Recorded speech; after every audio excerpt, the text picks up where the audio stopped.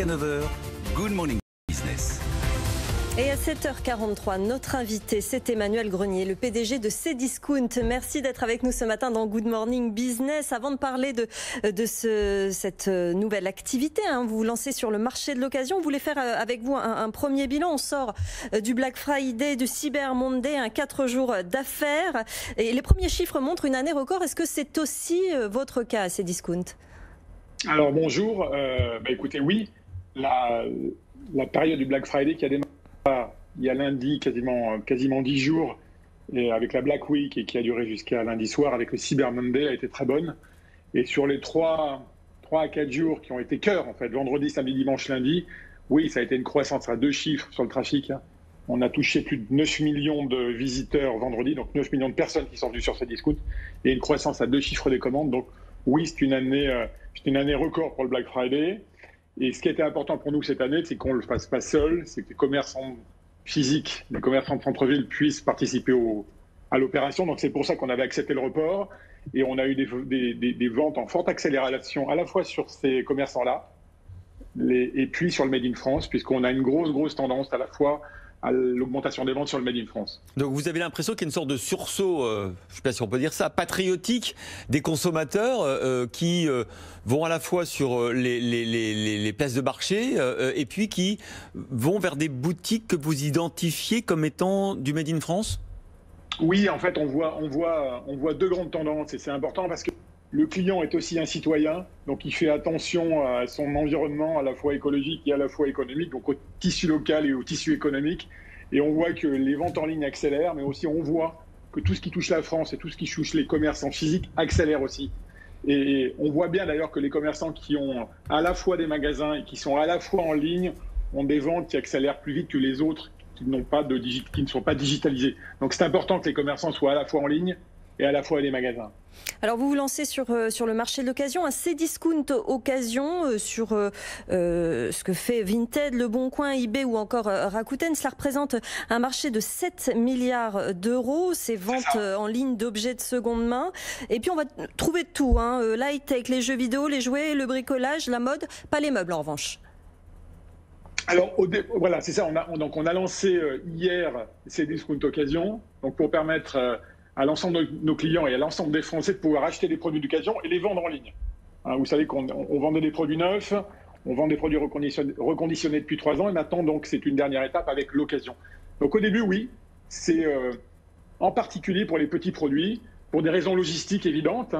Le client vendeur va créer son produit en ligne, prendre une photo, le mettre en ligne.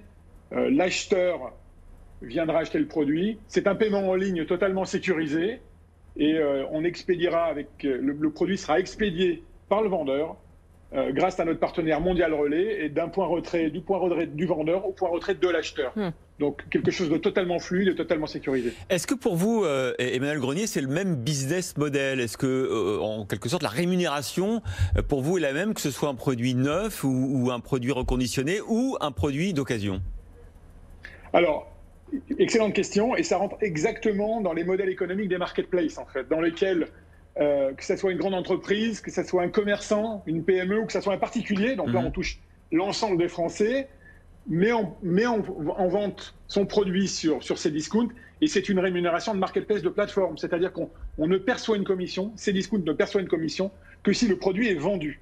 Et dans ce cas-là, c'est une commission qui est de 70 centimes d'euros, plus 5% du prix du produit. Donc ça reste très modique. Ça veut dire que pour vous, c'est intéressant parce que c'est important de savoir si vous avez intérêt ou pas à basculer en fait le modèle du commerce vers le reconditionné, vers le recyclé, vers l'occasion. Ça change pas tellement votre manière, votre rentabilité et votre manière de fonctionner. Alors le modèle est le même. Mais au-delà du sujet du niveau de commission, qui, vous le verrez, est quand même légèrement plus faible que sur un produit neuf, parce que sur un produit neuf, on est à l'entour de 10%. Il y a 2 choses fondamentales. La première, c'est de permettre aux clients d'avoir des produits neufs, reconditionnés et des produits d'occasion. La deuxième chose, c'est notre implication dans l'économie circulaire depuis plus de 10 ans. On a été les premiers il y a 10 ans à recycler l'ensemble des produits qui nous étaient renvoyés par les clients. On ne détruit aucun produit. Il y a 3 ans, on a lancé le reconditionné. Là, on lance l'occasion. Donc voilà, depuis plus d'une dizaine d'années, on est totalement impliqués dans cette économie circulaire. Et derrière le client, il n'y a pas seulement un client, il y a aussi un citoyen. Et c'est pour moi très important qu'on s'adresse aux deux, clients et citoyens. Cdiscount, vous êtes aujourd'hui le leader français du e-commerce non alimentaire, 2000 collaborateurs, 4 milliards d'euros de chiffre d'affaires. Est-ce que vous êtes aussi un peu dans le collimateur de la Commission européenne? Il y a le Digital Act la semaine prochaine, on va beaucoup en parler évidemment sur cette antenne. Il y a l'enquête Amazon qui est suspectée d'utiliser les données de sa marketplace pour ses propres ventes. Est-ce que ça vous concerne d'une manière ou d'une autre? Alors nous, ce qui est important pour nous dans tous ces travaux qui sont menés par Thierry Breton et par la Commission européenne, c'est qu'on est un marché qui soit totalement égalitaire, c'est-à-dire que tout le monde soit soumis aux mêmes règles, que ce soit les acteurs locaux ou les acteurs internationaux qui ont souvent des sièges à l'international. Et donc, la clé pour nous, et c'est important qu'on puisse respecter les règles, avoir des règles qui sont fortes de protection du consommateur et de protection de l'environnement et des partenaires, c'est que les mêmes règles s'appliquent à tout le monde. Le combat, il sera autour de ça. Eh bien, le combat, on va en parler la semaine prochaine, évidemment, avec la Commission européenne qui va donc présenter cette importante réglementation du secteur qui va évidemment concerner, comme tout le monde, Cdiscount et son PDG Emmanuel Grenier qui était avec nous ce matin. Merci.